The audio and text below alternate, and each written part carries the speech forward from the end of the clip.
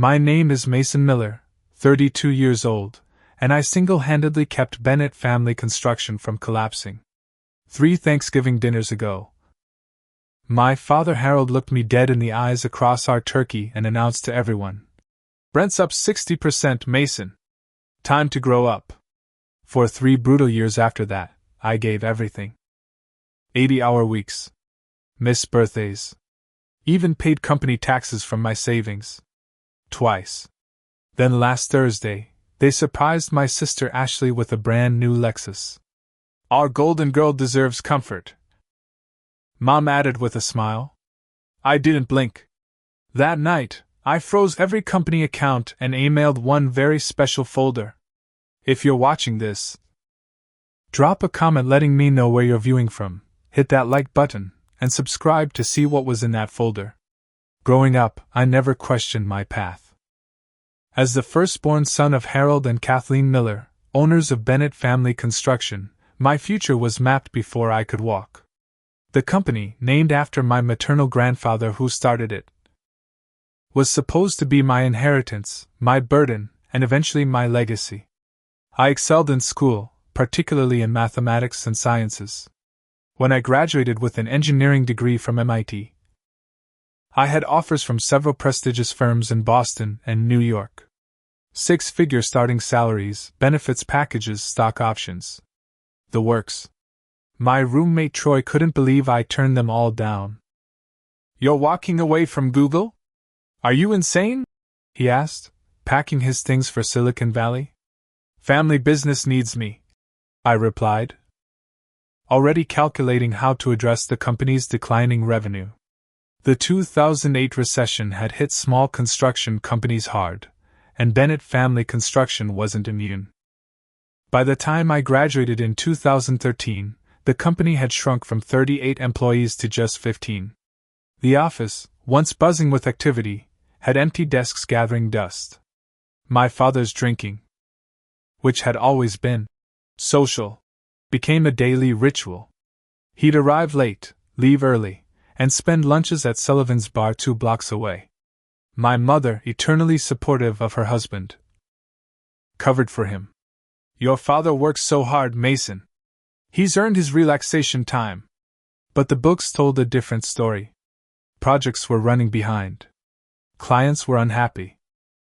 Suppliers were threatening to cut us off due to late payments. Meanwhile, my younger sister Ashley floated through life with the carefree attitude of someone who never worried about tomorrow. 3 years younger than me, she attended Bryn Mawr on our parents' dime while I had worked through school on scholarship and part-time jobs. Her social media was a catalog of sorority functions, spring breaks in Cancun, and study abroad programs in Barcelona. Networking, my mother would explain when I questioned the expenses. In business, who you know matters as much as what you know. I moved into a small 1-bedroom apartment in the same neighborhood where I grew up.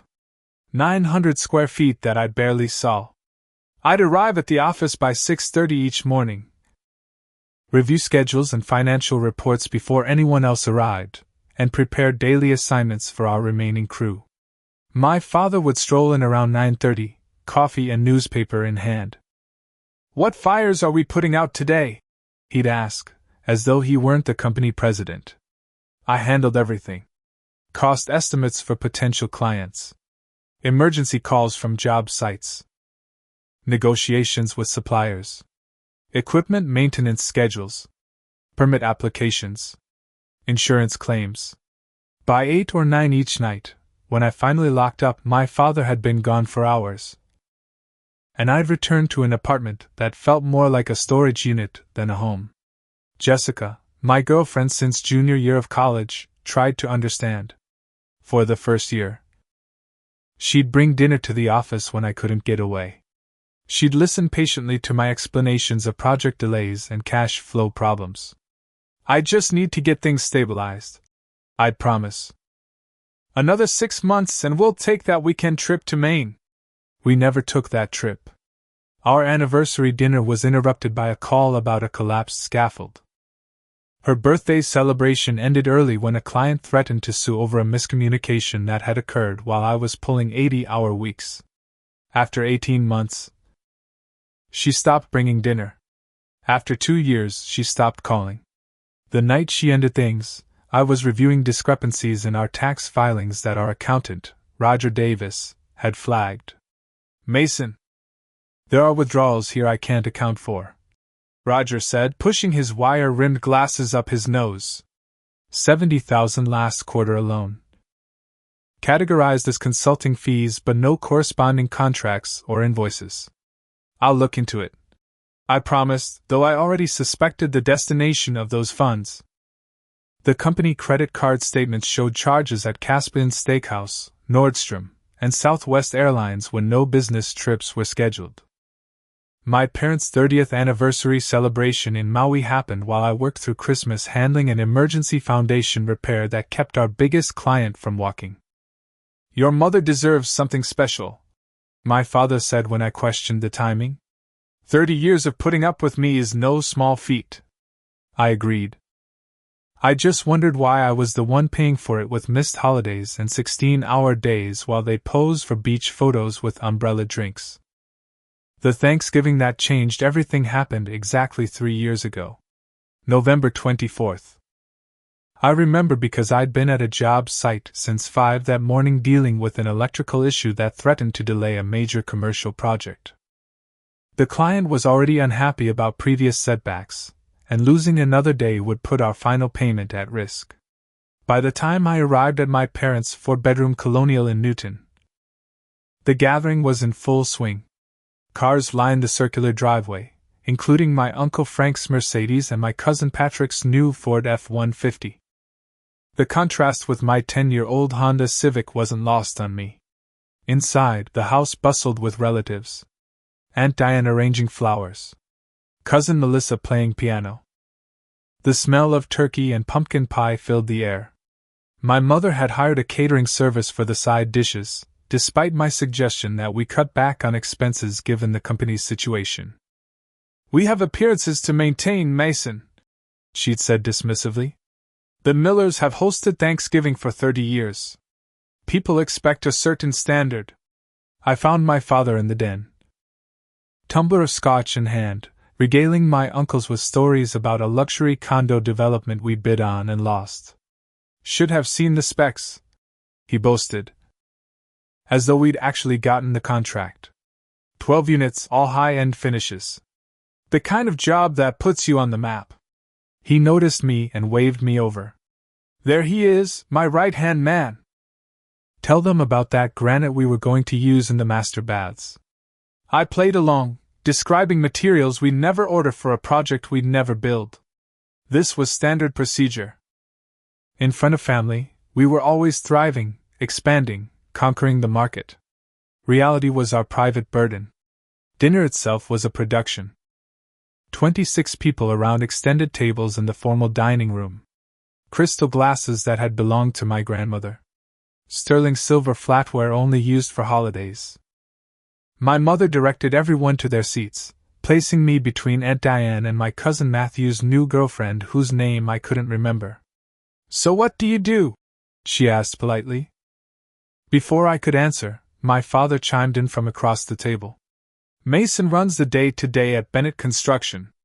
Been grooming him since he was in diapers." The conversation flowed around me. Market trends. Politics. Someone's recent trip to Italy. I picked at my food, mentally calculating whether we could make payroll if the Henderson project payment was delayed again. Then my phone rang. I excused myself to take the call in the hallway. It was our foreman, Dave, with news that the electrical issue from that morning had returned. The backup generator had failed, leaving sensitive materials exposed to rapidly dropping temperatures. I needed to get back to the site.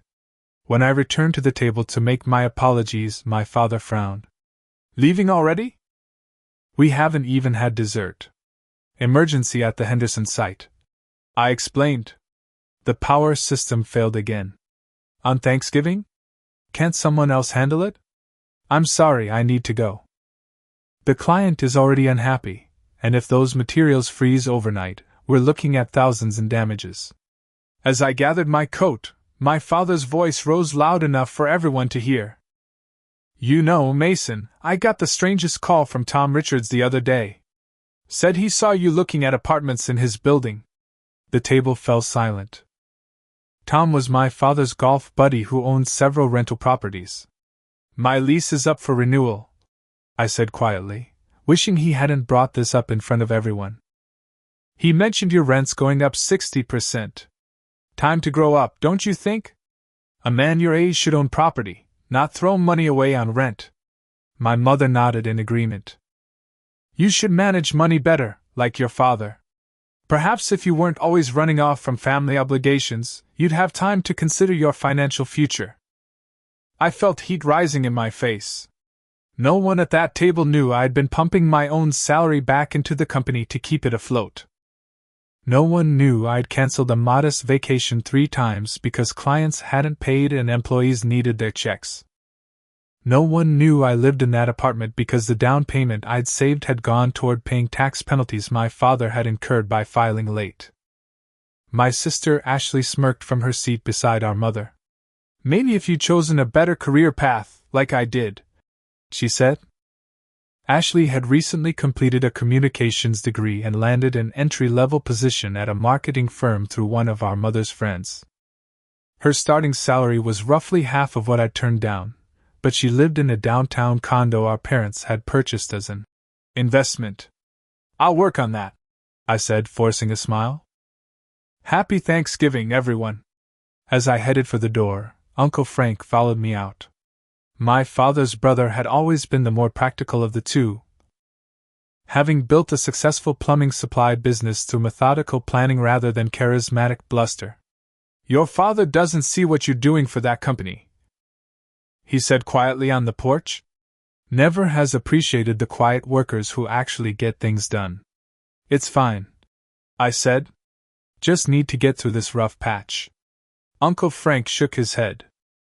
Been hearing about this rough patch for years now. Just be careful you don't lose yourself trying to save something that maybe isn't worth saving. I nodded politely but dismissed his concern.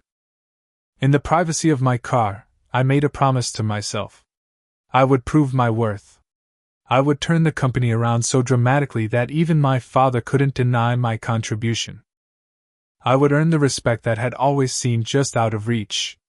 That night, after fixing the generator issue and ensuring the Henderson site was secure, I returned to my apartment and created a comprehensive 3-year plan for Bennett family construction.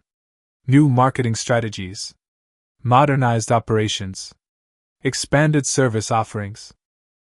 I worked until sunrise, fueled by determination and the sting of my father's public criticism. I had no idea that this Thanksgiving would mark the beginning of the most grueling and disillusioning period of my life. The Monday after Thanksgiving, I arrived at the office with my 3-year plan printed and bound. I placed it on my father's desk before he arrived, eager to discuss how we could implement these changes together. By noon, the document sat untouched. By day's end, it had been moved to make room for a golf magazine. When I finally asked if he'd reviewed it, my father waved dismissively. We don't need fancy MBA strategies, son. Construction is about relationships and reputation. Always has been, always will be. I didn't argue.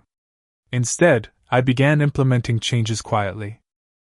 When Roger Davis announced his retirement as company accountant the following month, I took over the financial responsibilities rather than hiring a replacement we couldn't afford. The deeper I dug into our books, the more concerning the patterns became.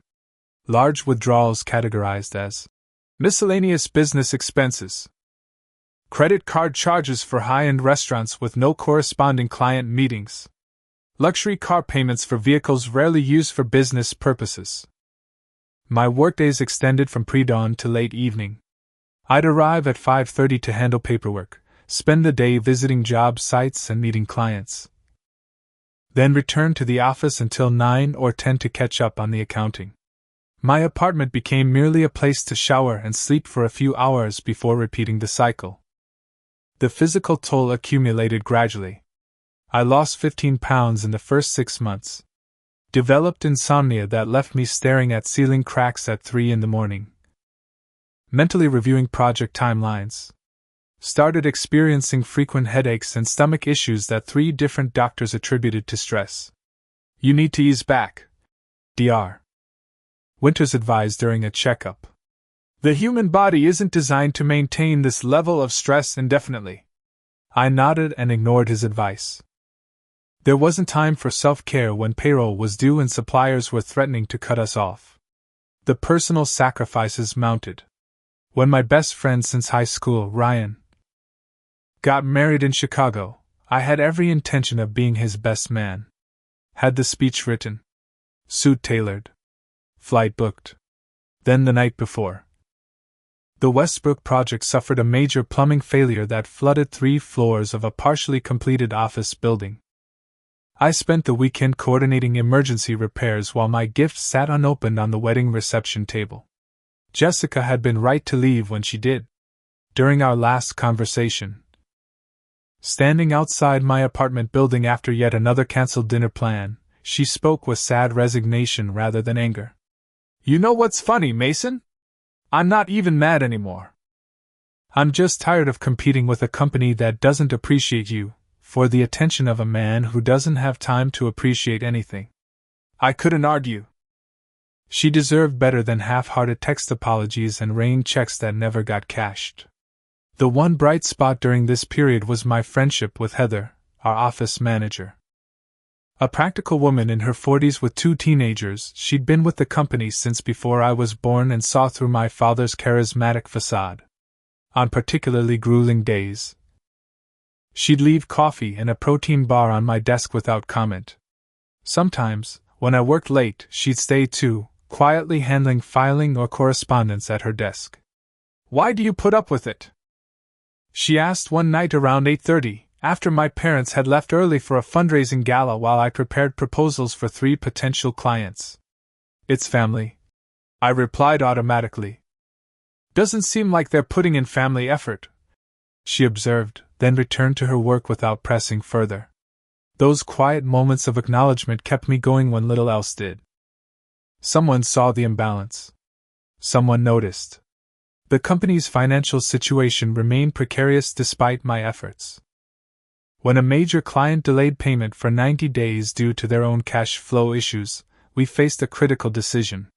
Payroll taxes were due, and there simply wasn't enough in our operating account to cover them. We'll have to let some people go, my father suggested during a rare morning when he actually arrived on time. Start with the newer hires, less severance to worry about. These are skilled workers we've spent months training, I argued. And it's not their fault we're short. If we lay them off, we won't be able to handle the Bradshaw project when it starts next month. Then what do you suggest? He challenged, already reaching for his car keys to escape the uncomfortable conversation. I transferred $40,000 from my personal savings to the company account that afternoon.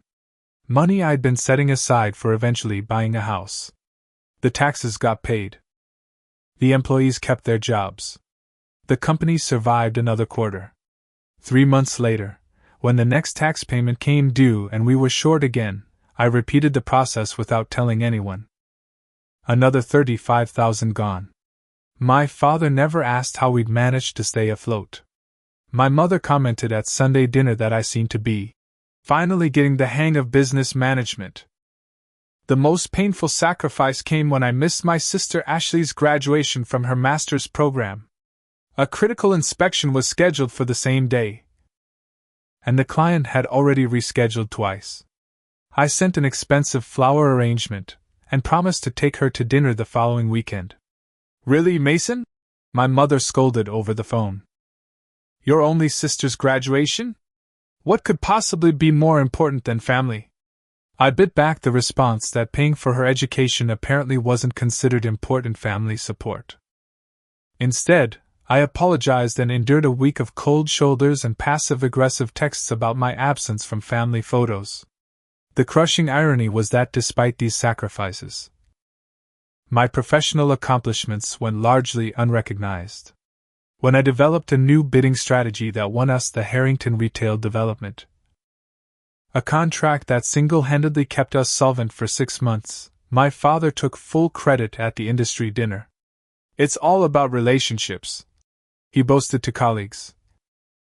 Arm around the client's shoulder. Jim and I go way back. Knew his father before him. In reality, I'd spent weeks researching innovative construction methods that would save the client money while maintaining quality. Then created a detailed presentation that secured the contract despite our bid not being the lowest. I told myself it didn't matter who got the credit as long as the company survived. I repeated this mantra through countless missed opportunities, personal sacrifices, and unrecognized contributions. The company was my responsibility, my duty, my purpose. I was wrong. The breaking point didn't come suddenly. Like water gradually wearing away stone, it accumulated over 3 years of small betrayals until the structure finally collapsed. In the second year of my 3-year sacrifice, I managed to land 3 major contracts that breathed life into our struggling company. The Harrington retail development was followed by the Westview Medical Center renovation and the Pinecrest Corporate Park office complex. These weren't small residential jobs. These were multi-million-dollar commercial projects that put Bennett Family Construction back on the map in eastern Massachusetts. The company hired back several employees we'd lost during leaner times. We purchased new equipment. For the first time since the recession, we had a comfortable financial cushion and a solid project pipeline extending 18 months into the future. My father's response to this turnaround was to buy himself a new Audi. Gotta look successful to be successful, he explained, tossing the keys in the air while I reviewed subcontractor bids. Clients expect a certain image. I said nothing. Thinking of my own car with 200,000 miles on the odometer, and a check engine light that had been on for months. It didn't matter. I rarely had time to go anywhere besides job sites and the office anyway.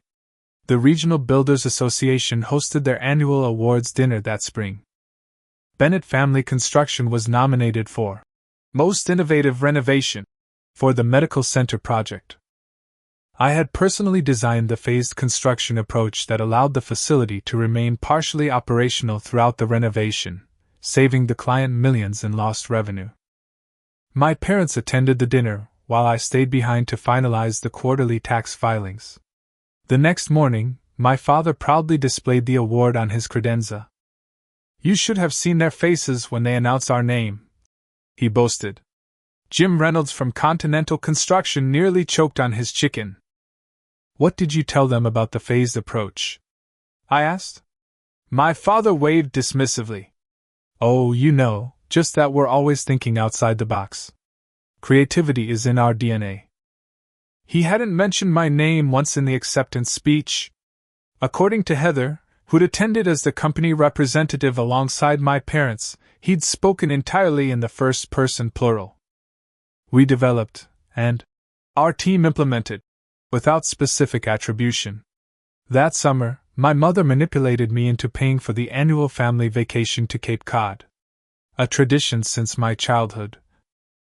The 2-week stay at a beachfront rental in Chatham typically cost around $12,000. We're thinking of skipping it this year, she mentioned casually over Sunday dinner. With all the business expenses, it's probably not the right time for luxuries. Guilt propelled my response. I could cover it this year. As a thank you for the opportunity to help grow the business. My mother's eyes lit up. Oh, Mason, that's so thoughtful. Your father will be thrilled. I wrote the check the next day. When the vacation dates arrived, a sudden issue with the Pinecrest project meant I couldn't join them. I spent those 2 weeks sleeping on a cot in my office while coordinating emergency repairs. My only glimpses of the family vacation coming through Ashley's Instagram posts. Sunset cocktails. Sailboat excursions. Shopping trips to boutiques. In the comments under one particularly extravagant seafood dinner photo, my mother had written, "So blessed to have such a generous son. Wish you were here." I did too. The most calculated betrayal came to light through accident rather than confession. My sister Ashley got engaged to her boyfriend Trevor, a pharmaceutical sales representative she'd been dating for just over a year. The announcement sparked immediate planning for an engagement party at my parents' country club. While dropping off contract documents for my father to sign, I overheard a conversation between my parents in his home office. The door was ajar, and I paused when I heard my name. "We should tell Mason about the changes to the will," my mother was saying, "before he finds out some other way. He's too emotional right now," my father replied. "Always complaining about being overworked. If he knew we were adjusting the company inheritance percentages, he'd just use it as another excuse. But 70-30 in Ashley's favor seems extreme," my mother argued, though weakly. "He has been working very hard. That's what we pay him for," my father responded. "Besides, Ashley and Trevor will need the security more. They're starting a family soon, and that pharmaceutical company could downsize any time. Mason has his engineering degree to fall back on." I stood frozen, blood rushing in my ears. 70% of the company I'd saved, rebuilt, and sacrificed for was being allocated to my sister, who had never spent a single day working there. The betrayal was so profound I couldn't process it immediately. I left the documents on the hallway table and walked out without speaking to either of them. 2 months later came the final Thanksgiving dinner. The company was stable. Projects were progressing smoothly. We'd had our most profitable quarter in a decade. I arrived at my parents' house feeling cautiously optimistic that perhaps, finally, my contributions would be acknowledged. The house was decorated lavishly as always. Extended family mingled in groups, drinking wine and catching up. My Uncle Frank gave me a sympathetic clap on the shoulder as I entered. "How's the indentured servitude going?" he asked. Only half joking. "Getting better," I replied. "Company's doing well." Dinner proceeded normally until coffee and dessert were served. My father clinked his glass for attention, standing with an uncharacteristically broad smile. "Before we dive into Marion's famous pumpkin pie, Kathleen and I have a special announcement. As you all know, our Ashley is getting married this spring, and starting a new chapter in her life." Ashley beamed beside Trevor, her 3-carat diamond catching the light. "We wanted to do something special to show our support for her next phase," my father continued. "So if you'll all join us in the driveway for a moment." The family migrated outside, where a brand new white Lexus SUV sat in the circular drive, wrapped in an enormous red bow. Ashley squealed in delight, rushing forward as my father handed her the keys. "Every princess needs a chariot," he announced to appreciative laughter and applause. My mother stood beside him, nodding proudly. "Our golden girl deserves comfort," she added, as Ashley hugged them both. I stood silently at the edge of the group, calculating the approximate $60,000 price tag of the vehicle. Roughly the same amount I'd personally contributed from my savings to pay the company's tax obligations. Twice. No one looked at me. No one remembered that my 10-year-old Honda had been deemed embarrassingly inadequate by these same people. No one acknowledged that the company's revival, which had funded this extravagant gift, had come at the cost of my health, relationships, and personal goals. Later, as guests were leaving, I overheard my father speaking to my Uncle Frank near the coat closet. "The trick with Mason is keeping him hungry," my father said in a low voice. "Give him too much recognition and he'll get complacent. This way, he keeps working harder to prove himself." Uncle Frank shook his head. "One day that boy's going to realize what he's worth, Harold.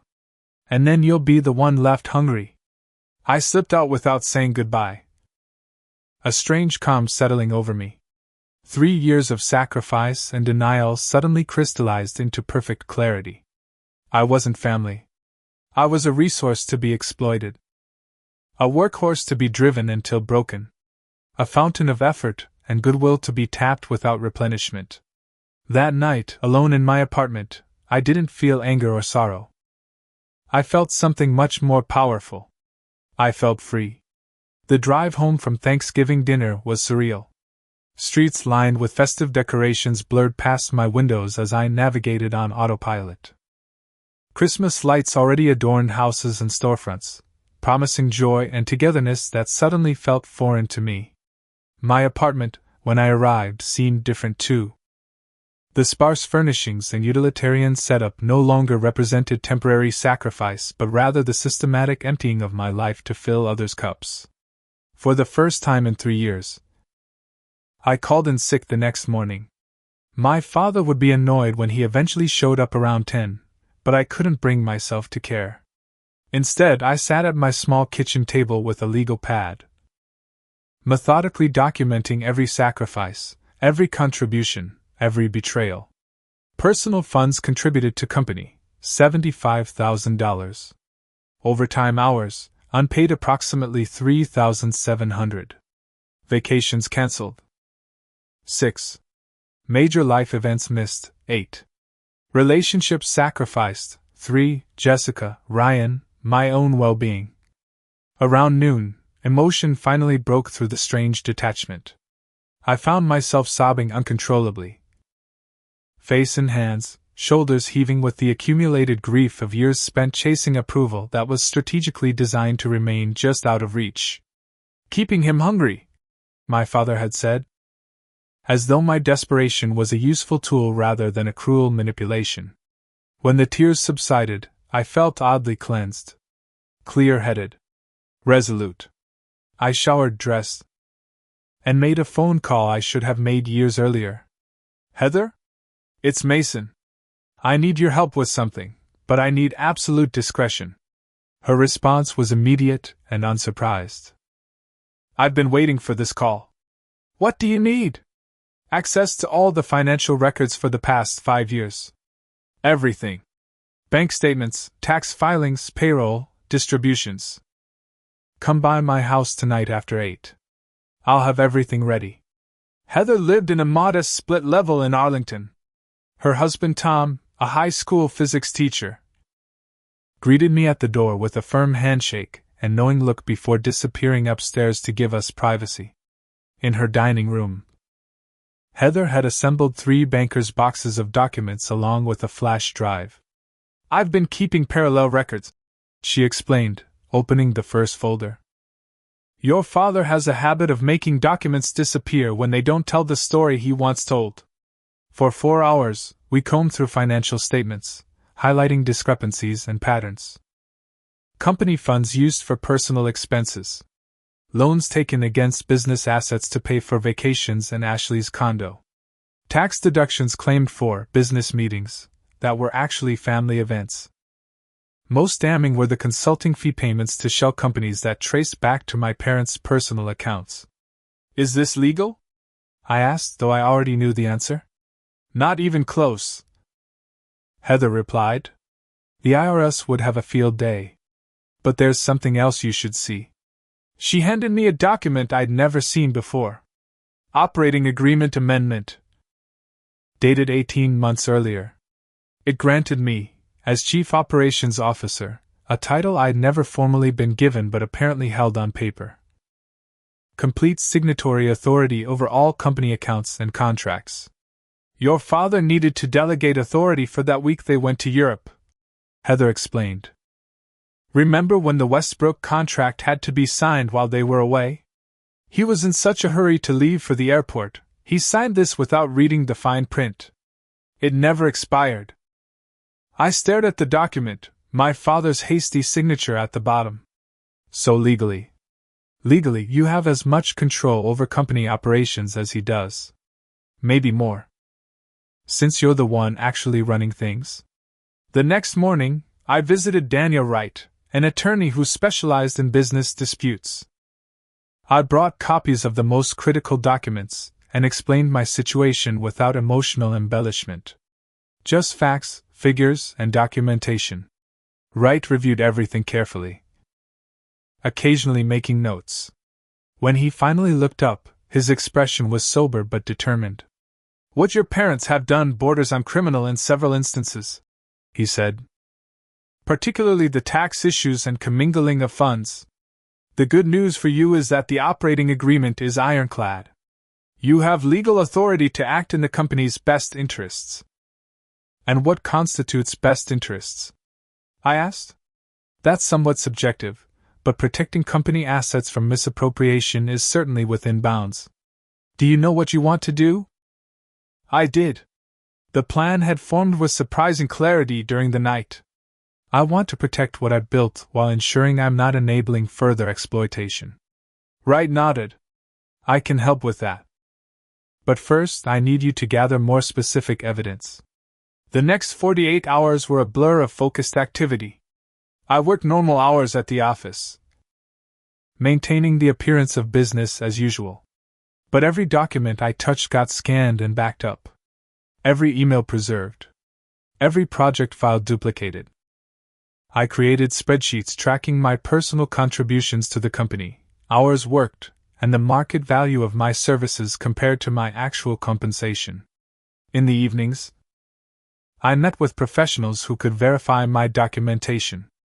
An independent accountant confirmed the tax improprieties. A business valuation expert assessed the company's worth and my contribution to its recovery. A digital forensics specialist helped me secure electronic records that couldn't be altered or deleted remotely. Through it all, a strange sense of calm guided my actions. This wasn't about revenge. It was about justice, recognition, liberation. I wasn't destroying anything. I was simply ensuring that what I built wouldn't continue to be weaponized against me. The hardest part was my continued interactions with my family, who remained oblivious to my awakening. My father continued delegating everything important while taking credit for successes. My mother called to discuss Ashley's wedding plans, casually mentioning how I should set aside at least $5,000 for the gift, since you're the brother and doing so well financially.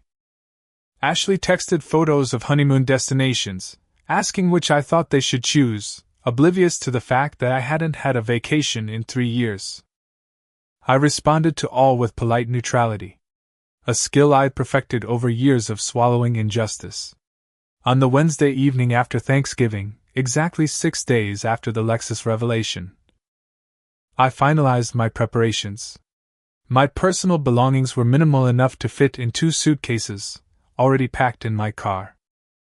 My important documents were secured in a safe deposit box at a bank my parents didn't use. The folder containing evidence of financial improprieties had been digitized, organized, and prepared for distribution if necessary. I met with Attorney Wright one final time to review the legalities of my plan. Everything you're proposing is within your legal authority, he confirmed. But be prepared for emotional fallout. Families seldom respond rationally when money and power dynamics shift. They stopped treating me like family years ago, I replied. They just didn't tell me. That night I didn't sleep.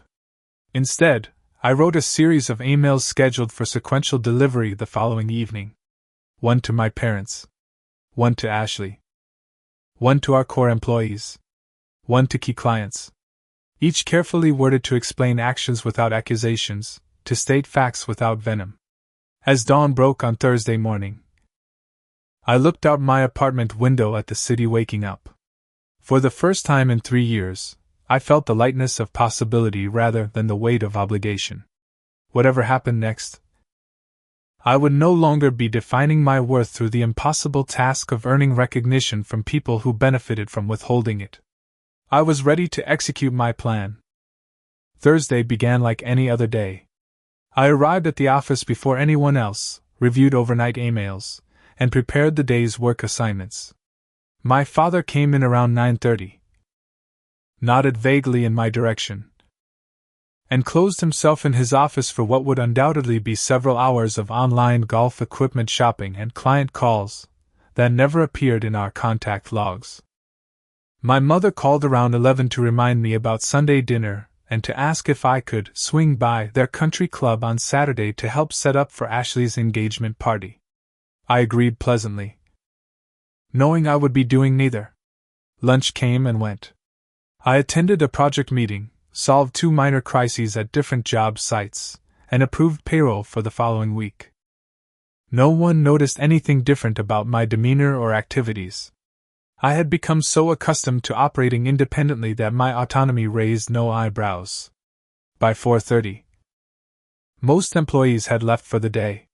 My father had departed around 2 for a business meeting that, according to his calendar, was actually his weekly golf game. Heather lingered, ostensibly catching up on filing but actually waiting for what we both knew was coming. "You sure about this?" she asked when we were finally alone. "More sure than I've been about anything in years," I replied, opening my laptop. The execution of my plan was methodical and comprehensive. First, I logged into our banking portal using my authorized credentials and transferred all funds from our operational accounts into the holding account that required dual authorization for withdrawals. This protected the money from impulsive retaliation while ensuring business operations could continue under proper oversight. Next, I froze all company credit cards except the one I used exclusively for legitimate business expenses. The system sent automatic notifications to all cardholders, including my parents, informing them that their cards had been temporarily suspended pending review of unusual activity. I then transferred my legitimately earned but unpaid bonuses and reimbursements to my personal account. 3 years of compensation that had been authorized on paper but never actually paid, totaling just over $160,000. This wasn't taking anything I hadn't earned, it was simply collecting what had been perpetually delayed. With the financial aspects secured, I moved to documentation. I created secure backups of all company files, contracts, and client information, storing them in encrypted cloud storage that only I could access. Not to deprive the company of necessary information, but to ensure records couldn't be altered to create a false narrative. I drafted and sent an email to our attorney and accountant, documenting the financial irregularities I'd discovered and requesting formal review. Carbon copied were the company's board members, who existed primarily on paper but legally had oversight responsibilities. The office itself required attention next. I gathered my few personal belongings from my desk and work areas. Family photos I'd never had time to display. Reference books I'd purchased personally. The MIT Engineering Award that had sat in my drawer rather than on my wall because my father had once commented it was showing off. As I packed these items into a small box, Heather appeared in my doorway with a portable hard drive. "Your project files," she said. "The ones where you actually did the work but your father's name is on them. Thought you might want these for your portfolio." I thanked her sincerely.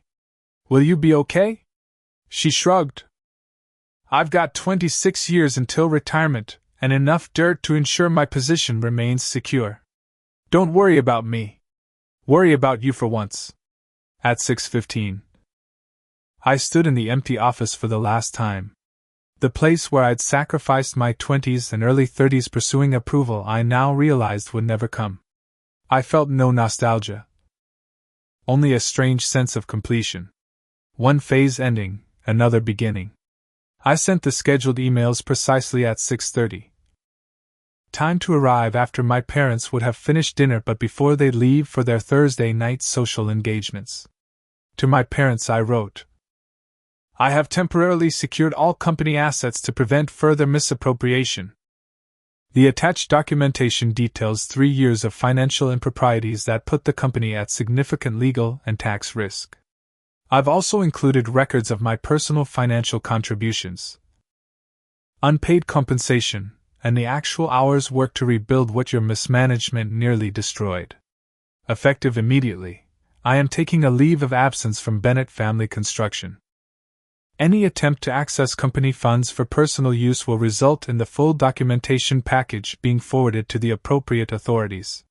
This isn't a negotiation or a plea for recognition. It's a boundary that should have been established years ago. To Ashley, more briefly, enjoy the Lexus. I hope it and the 70% of the company you've been promised bring you happiness. I've settled for taking back only what I actually earned through work rather than birthright. I won't be attending your engagement party or wedding. Your future brother-in-law Trevor seems like a decent man. I hope he's prepared for the family he's marrying into. To the employees, a professional explanation. Effective immediately.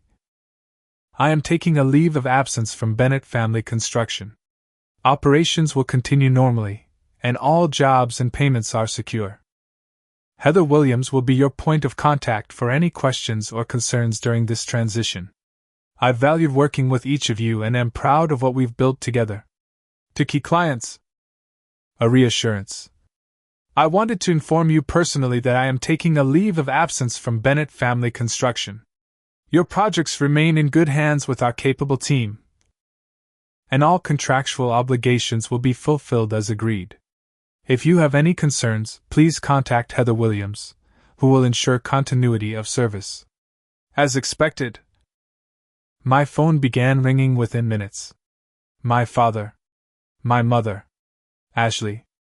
I silenced each call, watching notifications accumulate as I drove to a hotel I'd reserved in Cambridge, far from my apartment and anyone who might look for me there. The text messages began next. Father. What the hell do you think you're doing? Call me immediately. Mother. Mason. This is extremely disappointing behavior. Your father is furious. Fix this now. Ashley. OMG drama much? Mom and Dad are freaking out. Way to ruin my engagement party weekend. I read each without response, feeling oddly detached from the emotional manipulation that had controlled me for so long. Their reactions confirmed everything, no concern for my well-being, only for the disruption to their comfortable exploitation. At the hotel, I checked in under my middle name, took a long shower, and ordered room service. For the first time in years, I ate a meal without simultaneously answering emails or reviewing contracts. The simple luxury of undivided attention to a basic human need felt revolutionary. Just before midnight, a final text came through from an unexpected source. Uncle Frank. About damn time. Whatever you need, I'm here. I slept 9 uninterrupted hours for the first time in 3 years. The immediate aftermath was exactly as chaotic as I'd expected. By morning, I had 37 missed calls, 64 text messages, and 29 emails from various family members. My father's communications quickly evolved from outraged demands to legal threats to clumsy attempts at guilt. My mother's followed a similar pattern but leaned more heavily on emotional manipulation. This is killing your father. And, after everything we've done for you. Ashley's messages were the most revealing. Initially angry and accusatory, they shifted when she realized the family finances had been significantly impacted. Did you really pay the company taxes from your own money? She asked in her most recent text. Dad never told us that. I maintained my silence, communicating only through Attorney Wright, who fielded the increasingly desperate calls from my father's lawyer. The legal threats evaporated when Wright calmly offered to submit all documentation to the court as evidence, including the tax records. Suddenly, my father was interested in working things out privately. 3 days after what I now thought of as my liberation, I checked out of the hotel and moved into a new apartment in Boston's Seaport district. The rent was higher than my old place, but with my actual earned compensation finally in my possession, I could afford something that actually felt like home. Floor-to-ceiling windows overlooking the harbor. Space for real furniture instead of the mismatched pieces I'd accumulated through college and never had time to replace. I spent the first week sleeping, eating properly, and walking along the waterfront. Simple pleasures that had been sacrificed to 60 and 70-hour workweeks. My body began recovering almost immediately. The persistent headaches faded. My appetite returned. The constant knot of tension between my shoulder blades loosened. In the second week, I began reaching out to contacts I'd made through the construction industry. Not for job hunting, but to explain my situation professionally and ensure my reputation remained intact. The response was overwhelmingly supportive. Always thought you were the brains behind that operation, said James Harrington, whose retail development had been one of our major projects. When you're ready to make your next move, call me. I've got some ideas. Several former clients expressed similar sentiments. It seemed my contributions hadn't gone unnoticed by everyone, just by those who should have valued them most. By the third week, practical matters required attention. My parents had finally stopped trying to contact me directly and were working through proper legal channels. My father proposed a settlement. I would return to the company with a 20% ownership stake, a seat on the board, and a formal title of Chief Operations Officer. He thinks this is about money and titles. I told Attorney Wright during our meeting to discuss the offer. It was never about that. What was it about for you? Wright asked, genuinely curious. Recognition. Respect. Family. All the things that can't be negotiated in a settlement agreement. I countered with my own terms. I would relinquish claims to any ownership of Bennett Family Construction in exchange for a one-time payment representing my unpaid contributions and a legally binding agreement that my parents would never publicly disparage me professionally. I would walk away completely, free to start my own venture without non-compete restrictions. They accepted with suspicious speed. Later I learned why. The company had been in far worse financial shape than even I had realized. Without my constant intervention and problem-solving, projects quickly fell behind schedule. Clients became frustrated dealing with my father's vague promises instead of my concrete solutions. The house of cards I'd been desperately supporting began collapsing once I stepped away. 6 weeks after Thanksgiving, I received an unexpected visitor at my new apartment. Ashley stood in the hallway, looking smaller somehow, less confident than the golden child I remembered. "Can we talk?" she asked. Over coffee, she revealed what had been happening in my absence.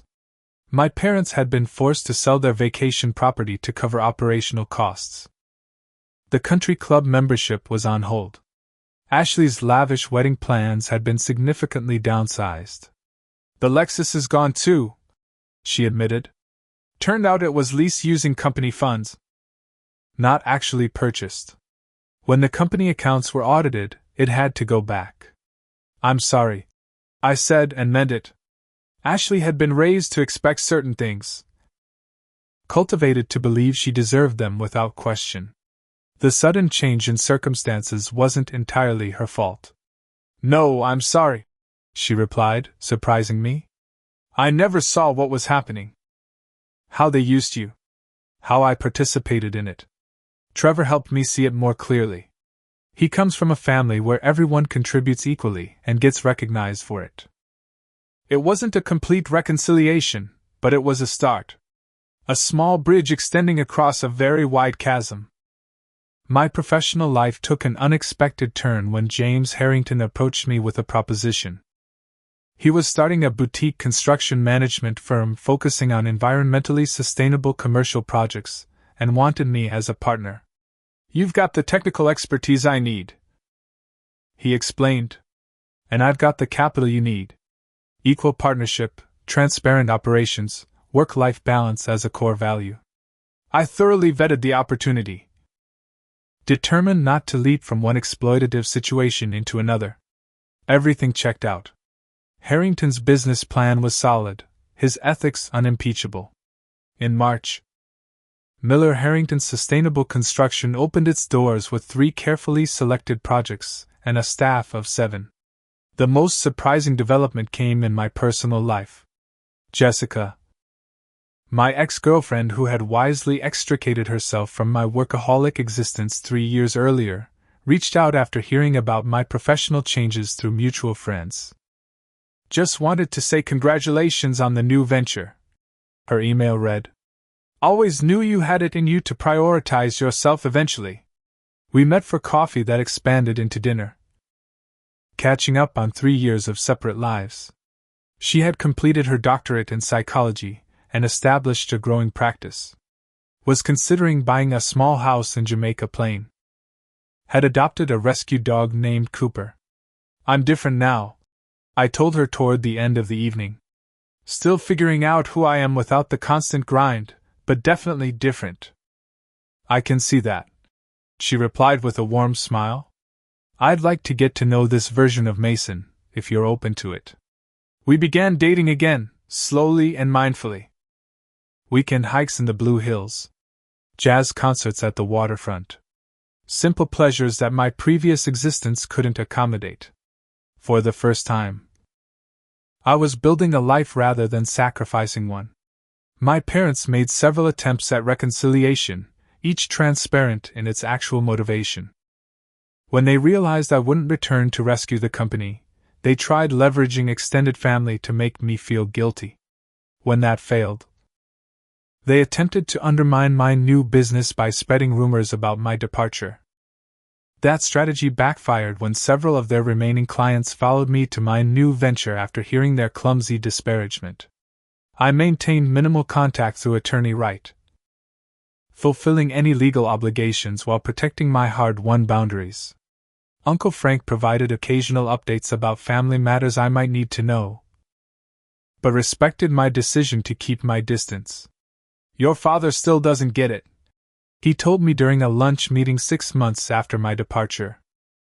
"Still thinks you'll come crawling back when the money runs out."